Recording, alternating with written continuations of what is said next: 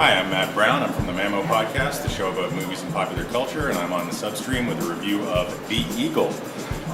It's interesting when you go to see a movie that you know literally nothing about. That's a good case here. I didn't know this movie existed before the substream invited me to go see it. Didn't know it, hadn't seen a trailer, hadn't seen a news article about it, so whoever's running the promotion department kind of has to work on that a little bit.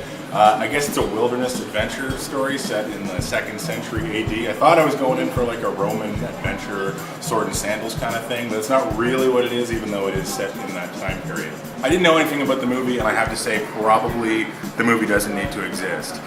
It's not bad, it just isn't good. There's nothing really that distinguishes it as a film, and that's the kind of movie I dislike the most, the ones that are right in the middle. I like it when they are either awful or really, really good, but if you don't kind of give me either side of that, I'm like, why am I watching you? It's not that the movie's bad. The story is kind of interesting, but it does sort of take its time with what it's trying to do, and probably takes a little bit too much of that time, and ultimately isn't dynamic enough to really hold my interest. So what the movie's about is there's a Roman centurion named Marcus, who's played by the guy who played Duke in G.I. Joe, and he gets assigned to Britain. And while there, he gets injured, and then he decides to go searching for the Eagle, which was the standard of his father's army, which disappeared in northern Britain 10 years before. He's accompanied by his slave boy, who's played by Jamie Bell, Billy Elliot, also in one of my favorite movies of all time, King Kong, and they go off into the north to try to find the Eagle, and wacky wilderness adventure hijinks ensue. There is a moment in the movie, right near the beginning, right after the slave meets the master, where you think that this is going to become the most amazing erotic love story of all time. Because there's 5 minutes where I'd say it's not even homoerotic subtext, it's homoerotic text. Like, they are going to become lovers. And it's the Roman Empire, and I think that's perfectly par for the course, so I'm fine with that. But that doesn't actually end up playing out, and the resulting movie is really more of just kind of a romance, like a male bonding movie. And it didn't have kind of that dynamic tension of like those 5 minutes where I was like, Jesus, are they gonna be in love? That's amazing.